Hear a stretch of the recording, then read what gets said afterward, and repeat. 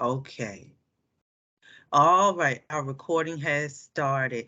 Good morning, everyone. I hope that you are doing well. So today is July 11th, Monday, July 11th. Good to see you all. And we are recording this for our students who are going to watch the recording later. Good morning, good morning. Well, Monday the 11th, let's go to our class page and I want to share a few things with you. We've got a lot to get caught up on. Hope that you had a good weekend. It's been a busy weekend for most of us. Busy times. All right, everyone. My, how the time is just flying. Can you believe it? This week is week 7. And we're going to get caught up a little bit. I have, uh, let me go right here. Let's catch up. This is week 7. And I labeled it week of 7/11, week of July 11th. I'm going to be going over your discussion post from last week. Let me go back real quick. From week 6, you all were acting as a counselor. We're going to talk a little bit more about the counselor today, and you guys had a um, scenario to do, so I will be grading those this week. But in week 7, we are going to be talking about the family in crisis. And let's talk a little bit more about your weekly discussion. Um, we are going to finish talking about the pastor as counselor today, and then we'll jump into, I believe it's chapter 5, all the chapters are chapter 6, chapter 6. We're going to talk about chapter 6, which is the pastor in, the family in crisis this week. Now for your discussion post, discussion number 7, you're going to talk about how pastoral ministry collides with a family in crisis. And when we say in crisis, they are going through some type of extenuating circumstance. Many families we know, ours could be one of them. Many families we know personally. I can just think on two, really probably almost 2 hands of families that I know close to me, friends of the family that are just going through really, really difficult times. Deaths of children, um, financial situations, just so many things, y'all, are just going on. So you have a scenario this week. I'll read it out for you. You're going to deal with Liz and Bill. Liz and Bill are members of your church. Liz works, excuse me, that's a typo. Liz works with the children's ministry and Bill works on the security team. Liz came for counseling because her husband had announced that after 15 years of marriage, he wanted a divorce. They have 3 children, and Liz was devastated. They had experienced some disagreements over the years of their 15 years, but she had never really expected their marriage to come to an end, even though she had, in some moments of anger over the years, told him to divorce her if he was dissatisfied. She had never intended, however, for him to take her seriously. Bill refuses to come for counseling. So, what support can you offer Liz and Bill? If you were the pastor in this scenario, do you feel that you will be equipped to do marriage and family counseling? And you're going to tell why? Would you refer them to someone else? What would be your plan for Liz and Bill? Or if Liz came in to talk by herself, what would be some of the things that you would share with them and discuss in that post? Okay, so remember, we're going to talk a little bit more about counseling today. We're going to finish up that chapter. So that's going to be your number 7, discussion number 7 post. One more thing before I come back to you is you have a practical ministry assignment.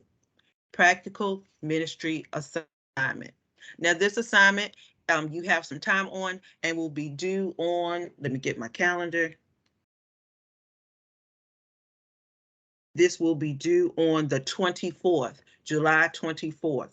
One more time, your your practical ministry assignment will be due on Sunday the 24th. This assignment or this exercise, you can consult, if you're not a pastor, you can consult a pastor or a church leader to assist you if you would like. It is not required. But your job is to create a church budget. We're talking about administration, and hopefully we should have another guest with us next week. Some schedules got a little turned around because folks are busy, so we should have a pastor guest with us that will be talking about administration. Many churches struggle to pay the bills, and you are going to imagine you have a church membership of about 500 people. It's located in a big city. We're going to say something like Atlanta, and you're going to create a table or a spreadsheet that will address the following categories. And I gave you the categories down below. And you're going to imagine that you have some money. You have $1.5 million. How would you budget it? Now we're going to pray that we really have this money for other folks. So your categories are going to be income. Okay, what comes into the church? Who do you have on salary? Who is your personnel? Maybe you have an administrator. Maybe you have to pay the pastor. Remember, we talked about that last week. And bivocational administration. What are you spending money on? Facilities and equipment, your building. You want to think about if you have a mortgage, insurance, the utilities. Outreach programs, you can spend money on that. Social events, your back to school festival, whatever.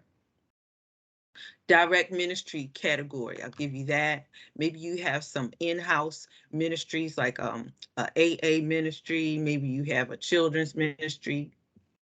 Maybe you have some church expansion expenses, and then we'll give you a category for debt. That's what we're going to do about that. Do we have to pay anyone or a loan or something of that sort? So you have some categories. How would you allocate that money? Who do you think, and you can make these areas up, who do you think would be on your payroll sheet? Maybe you have some musicians, maybe you have to pay the pastor, maybe you have an administrative assistant. We would like to see how you're going to allocate that $1.5 million. It may seem like a lot, but sometimes it's just not even enough. So let me just pause real quick. Those folks who are with me, you can ask any questions. If you have any questions, go ahead and shoot them out.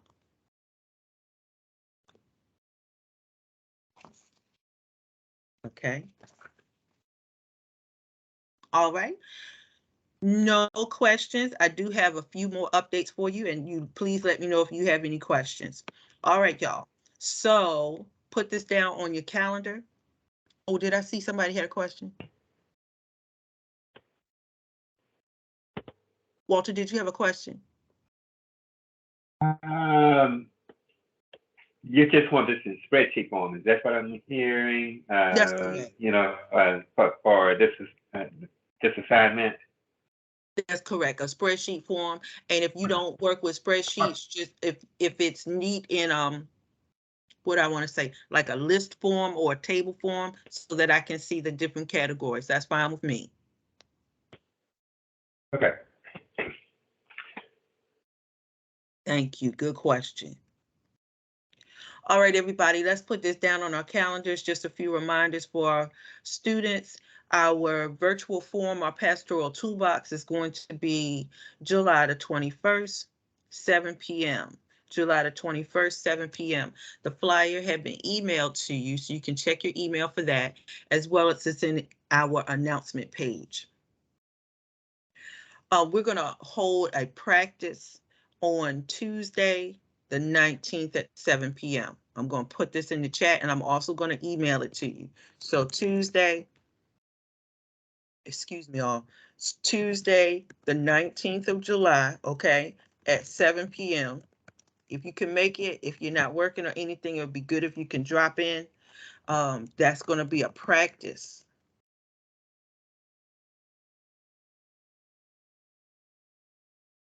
Okay, that'll be a practice time. Don't worry, I'm going to send all this out in the email. I will send the Zoom link. So we're not going to be on Microsoft Teams, and that'll be a time for us to work out all the bugs and the kinks and to figure things out.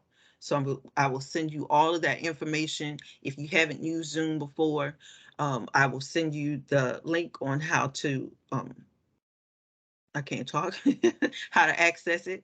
So you will go to zoom.com and it will be a password and a Zoom ID number. Okay.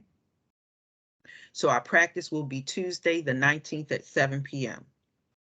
Next thing about our forum is you can invite others. Please invite others, your friends, family members, especially any church members. If you attend a church, spread the word. This is really good practice for us. This is really good practice to get the word out about the Religious Studies Certificate Program.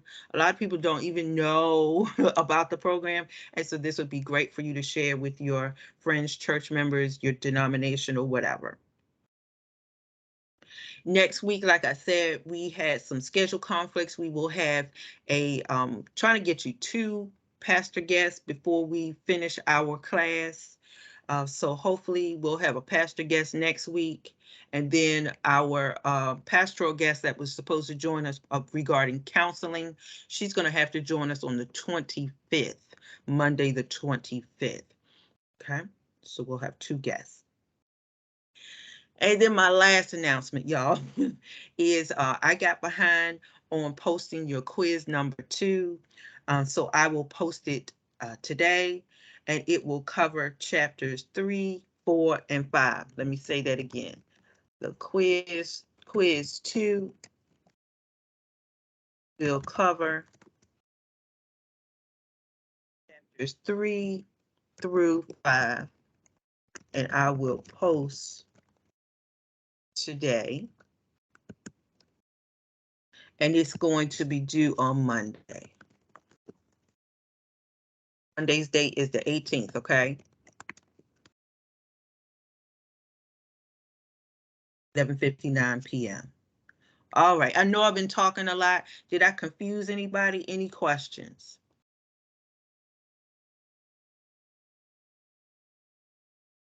All right. And let me share our notes for today, but I have been sharing the information about our pastoral toolbox and to some friends, and they are just really excited. I've already had some people say that they are going to be attending. So when we do our practice on next week, I will have our PowerPoint done, and we can kind of practice on who's going to speak for each group and make sure that we have our points and we're flowing real good. We know what we're doing.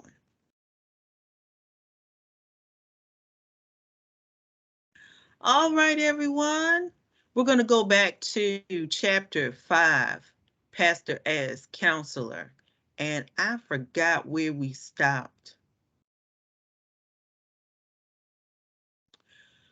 But let's pick up, let's pick up at the bottom of this note page on chapter 5. So we're in chapter 5. Chapter 5 was that Taylor? No, chapter 5 was by Proctor. All right, so let's go back. Let's recap. What is the difference? What is the difference between counseling and pastoral counseling? Let's go back. Anybody want to open their mic?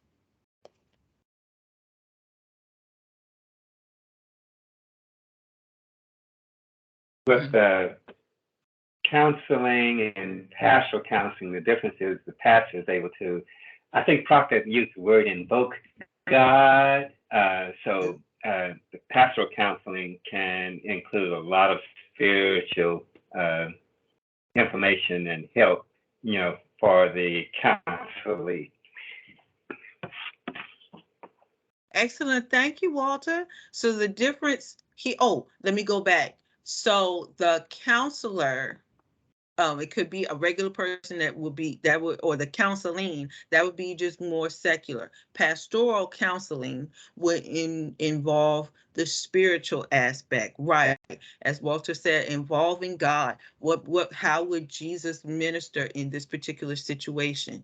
Now, the counselor, someone who has gone to school, they're licensed or something, they would have their own way of doing things as opposed to a pastoral counselor that could be, licensed as well. But they're definitely going to bring a spiritual aspect to it. Now, here's the question. Can a pastor be a counselor? Can a pastor be a counselor?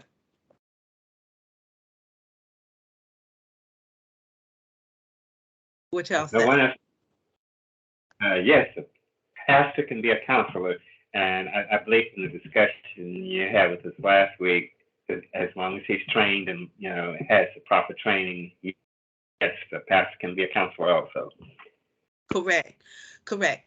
The counselor can offer, excuse me, the pastor can offer counseling. Yes. The person may not be fully licensed. And that's where we got to last week. There will be some areas that the pastor says, whoa, I gotta stop right here, because if the pastor is not licensed in psychology or therapy, marital family counseling, psychotherapy, those type of things, it will be a little roadblock right there, and the pastor should say, hey, wait a minute, I'm going to pause right here, and I need to refer you to someone else.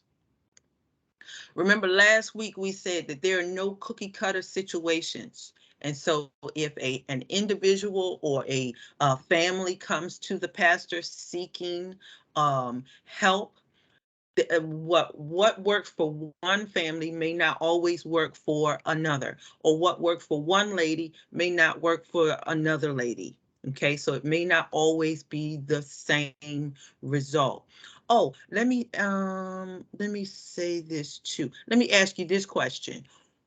Students, why why is the pastor considered a counselor?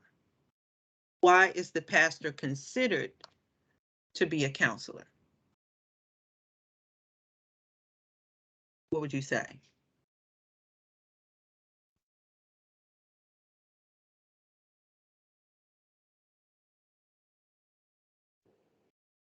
Well, I don't want to be the only one speaking this morning, but the pastor can be, considered a counselor, and you have to excuse me, I just lost my thought right in the middle of it here. It's all right. But if it, if he has more training and a skill set and some experience with with counseling situations. So yes, so a pastor can be a counselor. Right. So remember, thank you, Walter. So remember in the beginning of this chapter, Proctor said that, yes, the pastor is seen as a teacher. Remember, we talked about that. They are seen as a preacher, of course, but they're also seen as an assistant. And remember, we talked about intercessor, like a helper, but they're also seen as a counselor. So remember, years and years, centuries ago, when churches were, well, I wouldn't say just starting, but you see the formalization of the Black church. The Black pastor was seen as, smarter. They had more education. And if I'm trying to get some help, I'm going to go to the person that should know more than me. So in days of old, and even now, the pastor is looked upon as one who can help, some type of counselor to get some help regarding spiritual matters or even everyday matters. All right, let's go down, and I believe y'all can stop stop me. I believe we talked about seeking counseling and the section on guilt and shame. And last week in your discussion, you worked with well, not worked with, but you had a scenario about a lady who had some issues regarding her job, and she might have had some guilt and shame going on there as well. Now, a lot of people will come to the pastor sometimes on Sundays, after a service, after the message has gone forth. They come and they kind of expose themselves and just share a lot of things because they're feeling guilty. They're feeling shameful about something, maybe that they have done. And this is not the time for the pastor to beat up on them and say, well, you shouldn't have been doing that anyway, or that wasn't smart. That's not going to work to help to bring the person to restoration. But what the pastor does is bring in love. They bring in the love of Christ, and they help to bring the person to a place of restoration, or a place of restoring themselves, or to being better. Now, remember, let me see as I got down here. Sometimes the person will come to you because they have real clinical disorders. And that's where I think we stopped last week, and we need to guide them to get some other professional help, that maybe the pastor needs to pause right there and say, this is something that I can't do. Okay. All right, let's pick up right here when we talk about spiritual droughts. Spiritual droughts. Sometimes the person will come to the pastor for counseling, not necessarily because they're sick, not necessarily because of a death in the family, not necessarily because they're being put out the house, but because they are just exhausted and tired about life. And when we say a spiritual drought, sometimes the people come to the pastor for like counseling or guidance because really they have just kind of lost their way. They've kind of lost their faith in God. And at times people can become very angry or cynical with life, and maybe they come to the pastor with that anger or that cynical type of attitude, you know. Um, and so this is where I just want to pause, and we can chat and discussion about this. The pastor also has to be compassionate. They have to be patient, because when the person comes to seek some type of spiritual help or guidance, they are angry. And sometimes the pastor becomes the target. You know what I mean by target?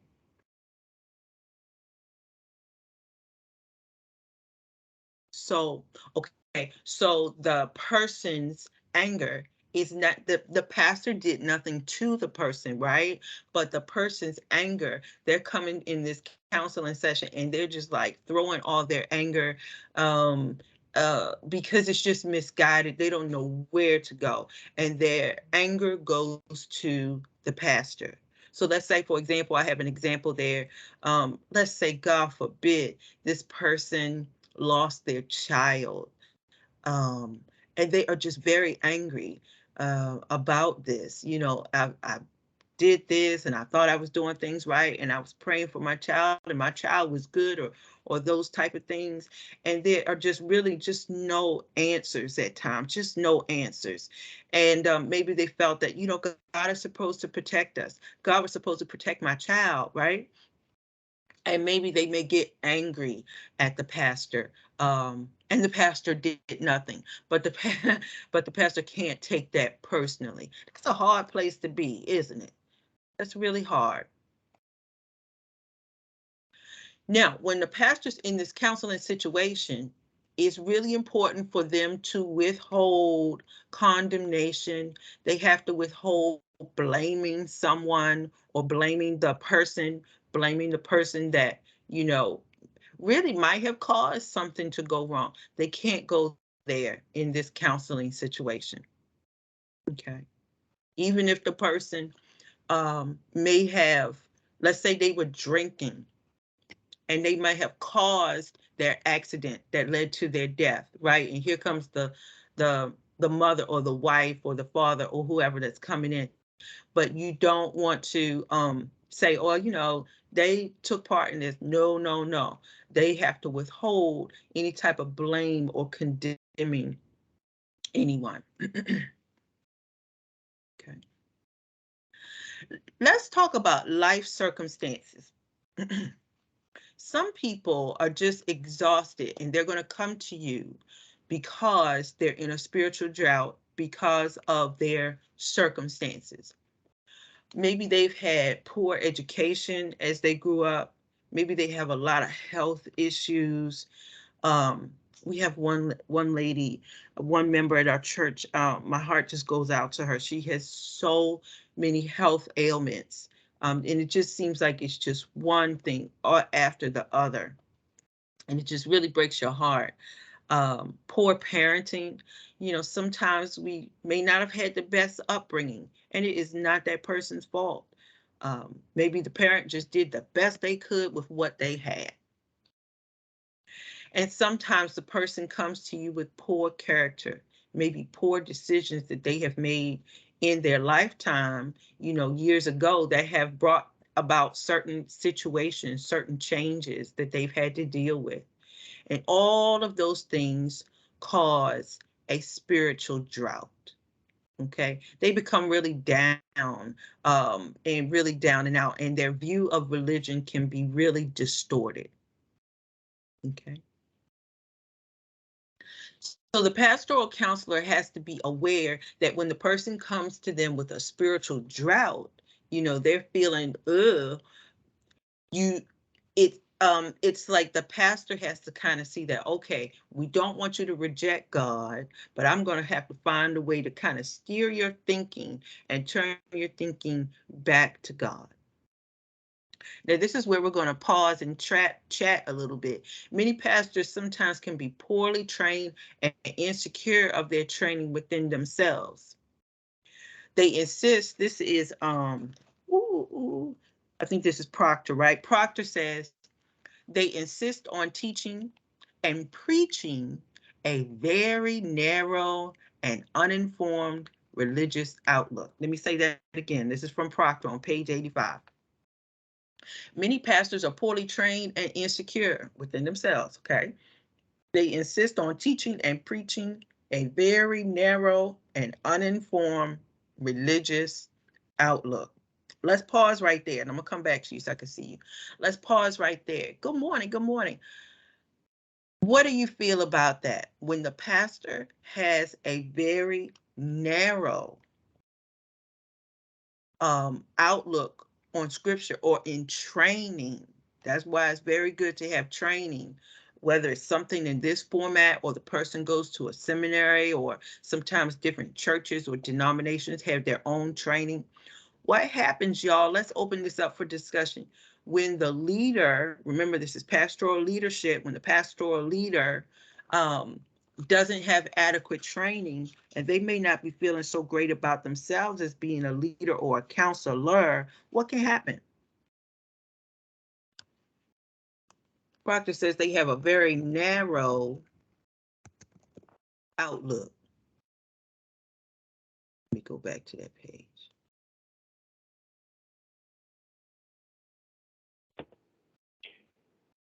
One thing, it can be devastating to the congregant that needs counseling, because what the pastor has done is that if you don't take this specific path that I'm giving you, then it's wrong. And any good counselor will know should know that there are multiple ways to help counseling resolve the problem that they're having at the time.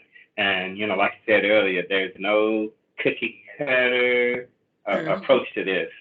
And if a pastor is doing the cookie cutter approach to everybody, then it's dangerous for the whole congregation. Oh, that's great. Okay, so I thank you so much, Walter. And we have, okay, oh, thank you, Ms. Duhart. It can, and I've been writing notes, it can hurt the person who needs counseling. So remember, the person who needs counseling is the counselee, right?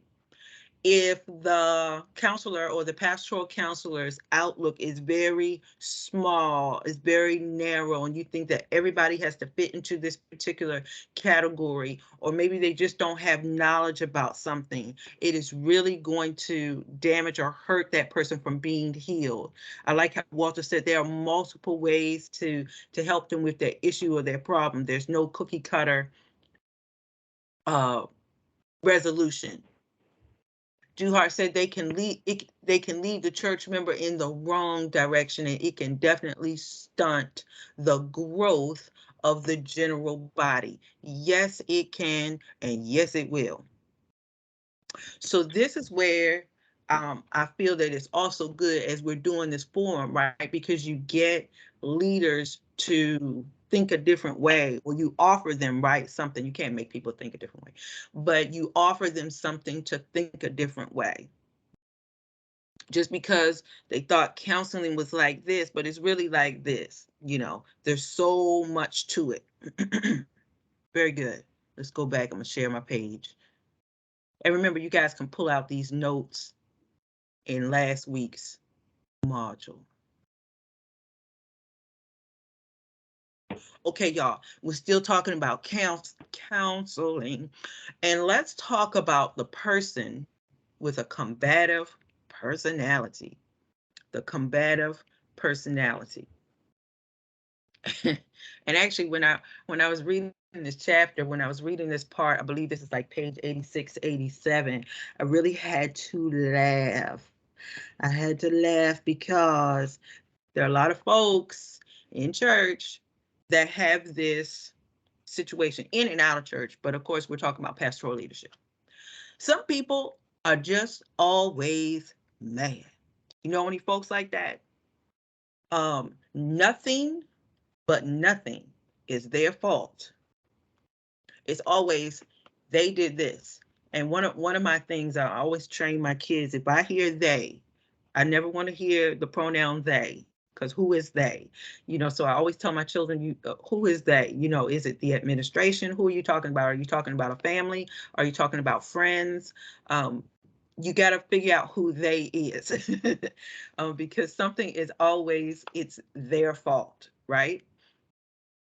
Christian counseling helps the individual, that upset, that mad individual, find love. And let me just pause right here. I want to deal with that first bullet point when I say that some people are just always mad. You know any folks like that?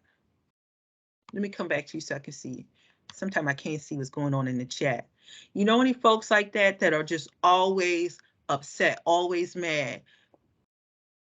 Thank you, Reverend Lee. Said the pastor should be aware of their abilities and consult with others to assure that proper help is provided. Bingo. Thank you.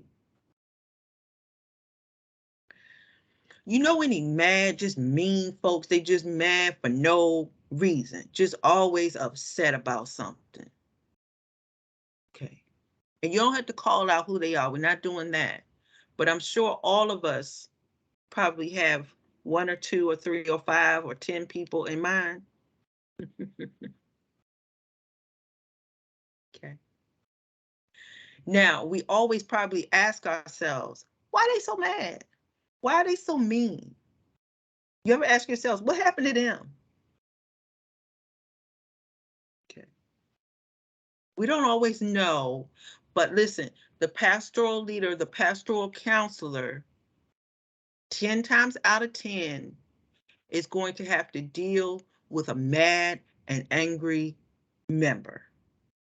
Okay, let me go back to our notes. Okay, this is where the pastoral counselor tries to create a sense of love. Because if they're angry, if they're always mad about something, there is an absence of love.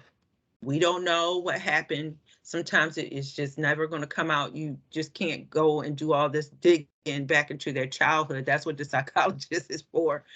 But somewhere there's an absence of love, or there's a misunderstanding of love in that person.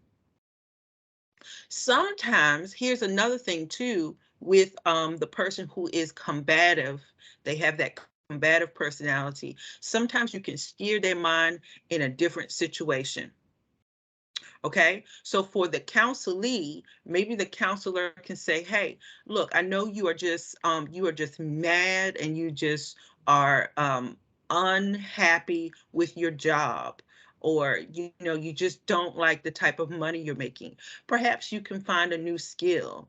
Perhaps you can find something that will bring you joy. Maybe you don't need to be working in IT anymore. Maybe you really love working with children. I don't know. And then they help them find their path. And so when they can find something that they love and that's bringing them joy, that really helps the person to not be so angry and so mad. So we have to sometimes steer their mind in a different way. Let me say this to you too. Pastor Proctor says on page, I want to say it's 87. Was that 87? He said that sometimes when we're dealing with these mad and angry people, they are really easy to leave alone.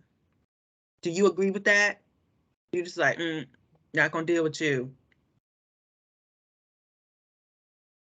It's really easy to leave the mad and angry people over there on the pew and leave them alone. Be like, I'm just not gonna deal with you because you're a trip. However, think about it, y'all. This would be a great opportunity to minister, to help figure out. I see you typing, Dejanir. To help figure out why are you so cranky? Why are you so mean? Where did that come from? And you may not be able to do that in your own training, but maybe as you start to talk to the person and chat with them, maybe, just maybe, it leads them to get some therapy of their own. But that's the key thing. Pastoral leadership, pastoral counseling can't leave the angry person on the pew all by themselves, because it's so easy to do.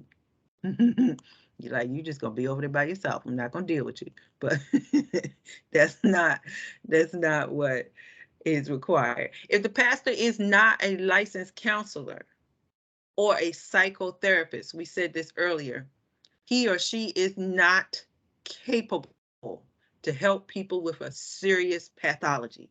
And this is where I want to stop and talk a little bit more about when we talk about bipolar issues, or individuals who may be dealing with depression, other mental illness, schizophrenia, any type of mental illness. um, the pastor is not equipped unless they have that type of degree, that type of training. Put the brakes on that conversation. The person is, maybe sometimes drugs are involved, the hallucinations and things of that sort. Don't try to even do drug therapy for individuals who may need AA or NA. That's another realm. They need another type of counseling. All right, thank you, Mr. Lee. I see many of the combative people are actually, say that, are actually upset with themselves, but just don't know how to handle what's happening in their life at that moment. Yes. Upset with themselves and maybe some life decisions that they made way back when. You're just upset, just mad. Okay. Thanks, Dejanir. She said, yes, digging deeper, you find out what is the thorn in their side. Yeah. If they're willing to show you and speak on it. If not, you just I believe that too. If not, you just gotta leave them where they are at, and pray from afar. Yeah. Yeah. Sometimes folks don't want help, and we have to recognize that as well. But I like how she said, I'm gonna give you help, but I may have to give you some help from afar. And I'm gonna pray that you get some help somewhere else. But you're right. I like that, y'all. Good job. Yo, Many of Miss Berry. yeah, Yes, I think sometimes people don't even know why they're mad. I mean, they don't even know why. You can ask them what's going on. They really don't you know. know, Some people hold on to anger. I mean, with for a person or a situation that's been dead for years, and they just can't leave it alone. They just can't let go. And I think as a pastor, in a situation like that, you would have to try everything that you can to help them and offer them outside help.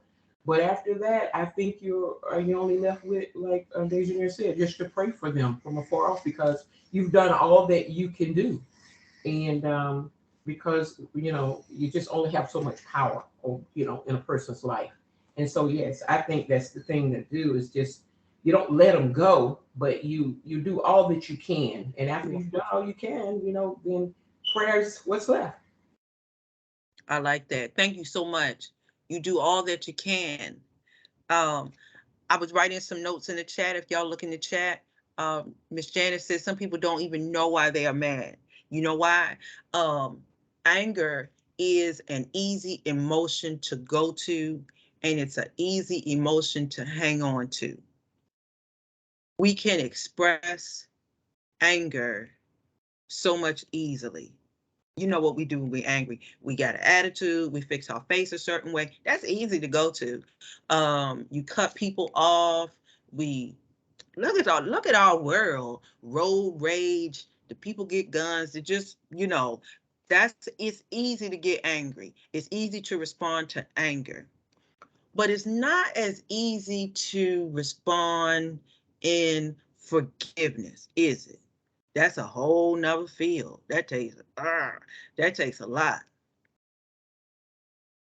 Okay.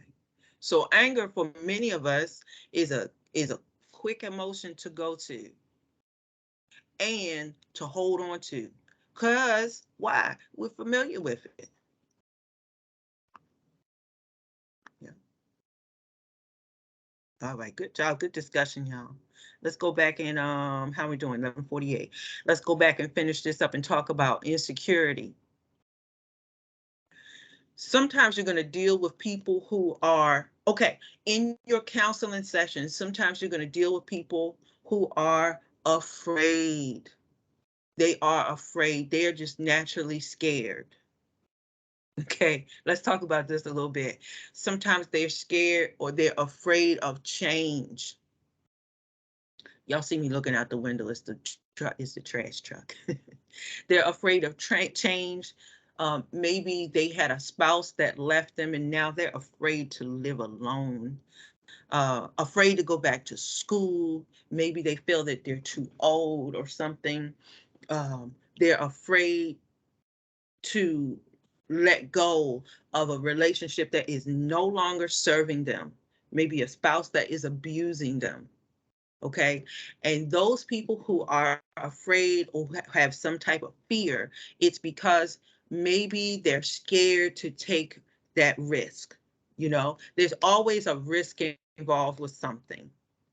So let's pause right there and talk about fears, because we know that in the counseling session, if somebody comes to you and says, I want to go back to school, but I'm just so scared. They have to jump out on faith.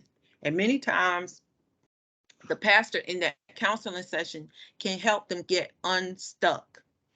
They can help them get unstuck. So let's pause right there. Has anybody been, I see a hand up, Dejanir. Has anybody, I know I have personally, and sometimes I still am. I think I kind of am now. Just in that fearful stage, you want to take a step, but maybe you're scared. Okay, you don't know what it is.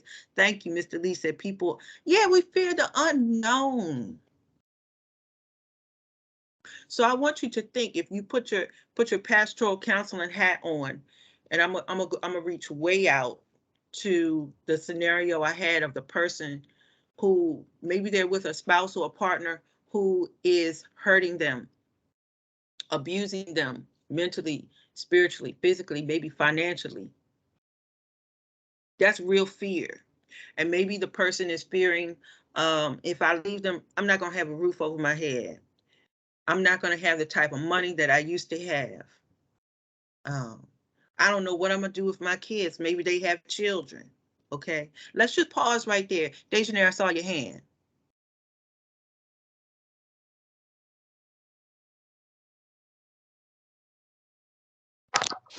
Yes, ma'am. I was just going back to speaking about people being angry, just to touch Yes. back with that.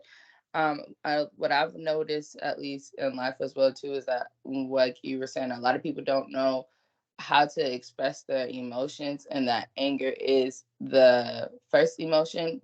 And it's more so because it's like people are comfortable. People are only show what they're comfortable with showing. And so if people are used to, like, okay, well, every time I express myself, someone calls me crazy, Mhm. delusional, or it just blows up in my face. But every time I show anger, then then it goes the way that I want it. So people sometimes turns to those ways, just because it's like, this is always the outcome that I get. Granted, it may not be what I want, but it gets fixed in some way, shape, or form. But even dealing with the fear thing as well too, I personally just think it's more so, for me, I can only speak for myself. When Mhm. I start to get fearful, I start to question myself, like, okay, God, where do I have a lack in trust with you at? Because if this is where you're truly calling me at, and you've never let me down any other time, so why do I have to be fearful of this new challenge, even though I don't know what lies behind it? Because I feel Right. like sometimes we get into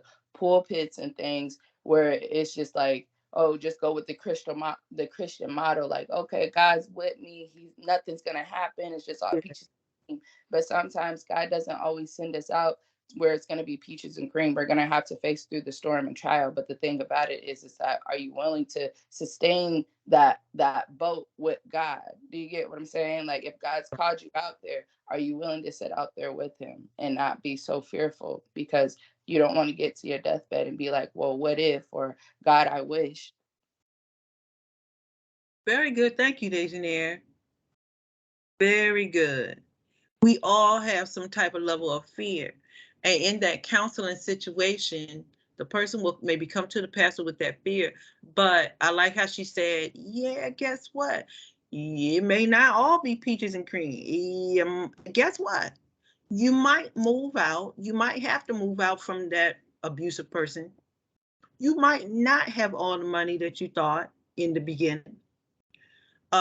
You might have to get on the bus and not have the car for a while, right? And it might be a switch up. However, it may not be that, it's not going to be that way always. You know, that's good. All right, let's go back to our notes. Um, Good job. So the pastoral counselor will encourage the person who is experiencing fear. And sometimes, y'all, myself included, we can get so stuck and so blinded by the fear that we just don't want to move forward.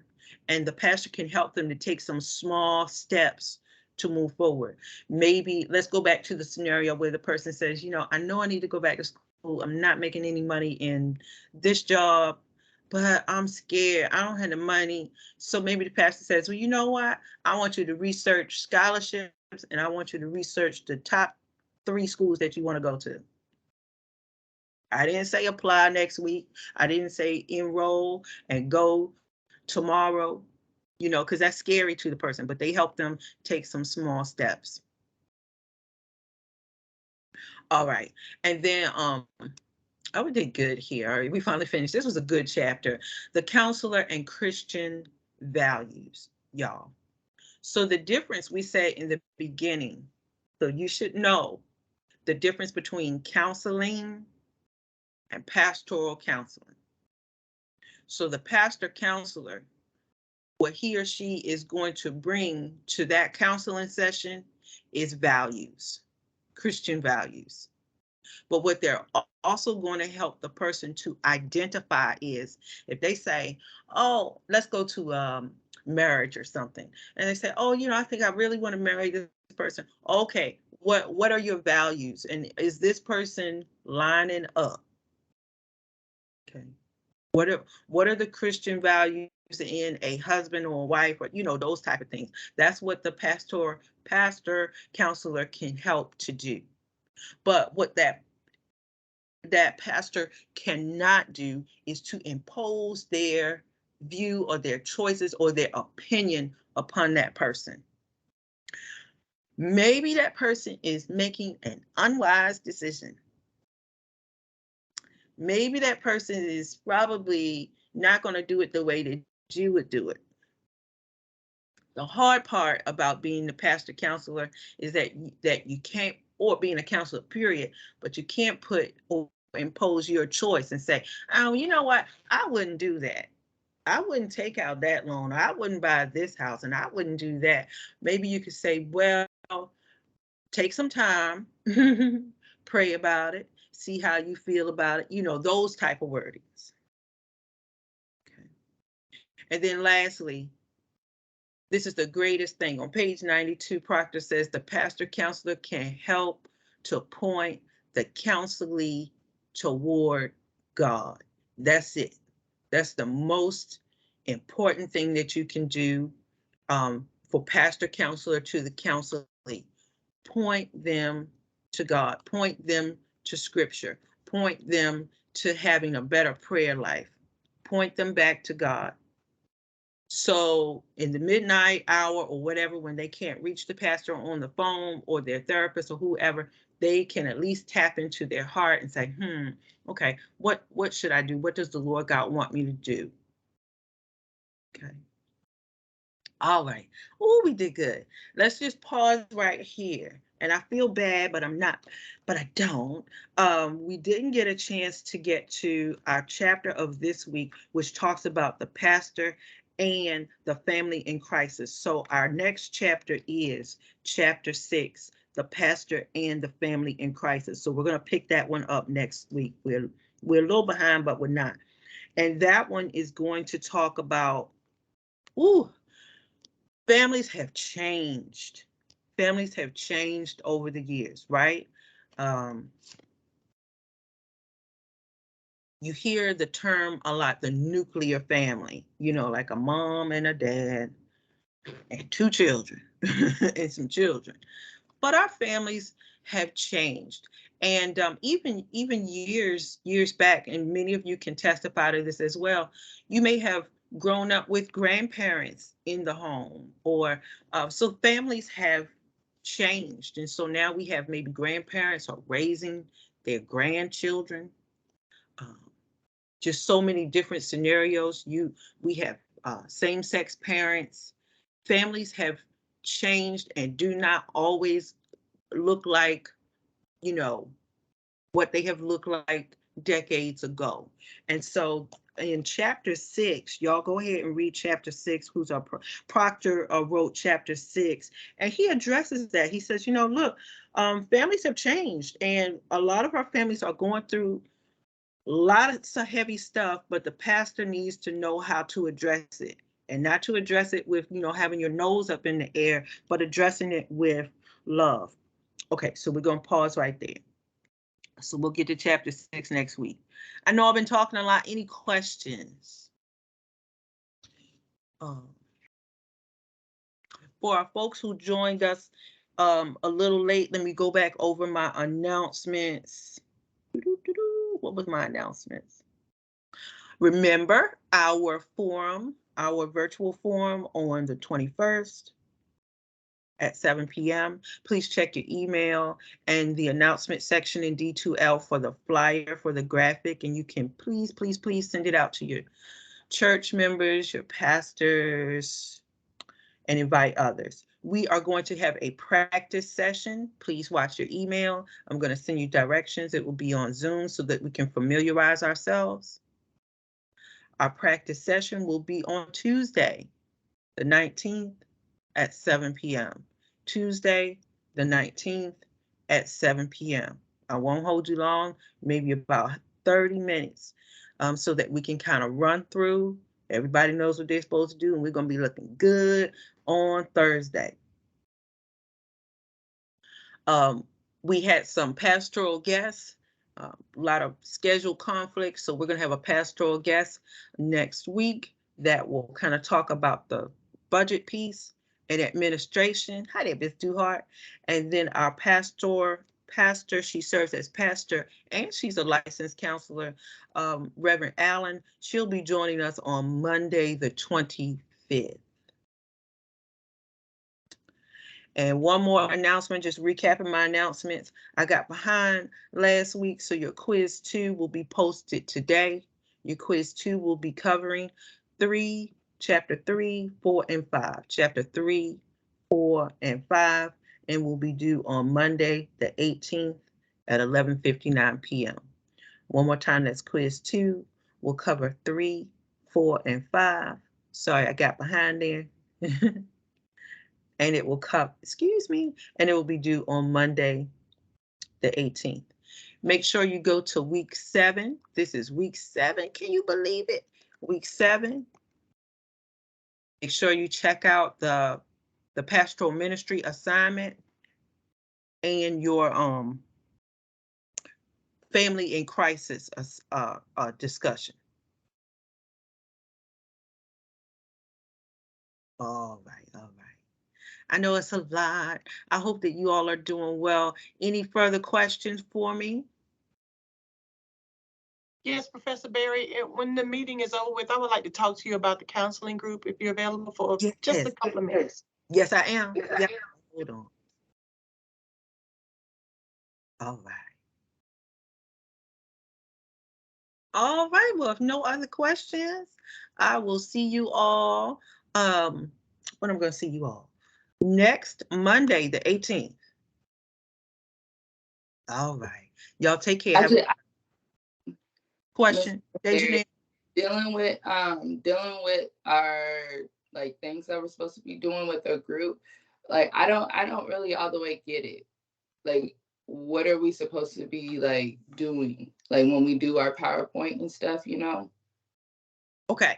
So you don't need to do a PowerPoint. Help me out because my memory is I got to look back on my sheet again. What group are you in, Dejanere? I'm in Mr. Walters' group. Like we have like I think like mental health and stuff. Mine was dealing with nutrition. Yeah. That's a self.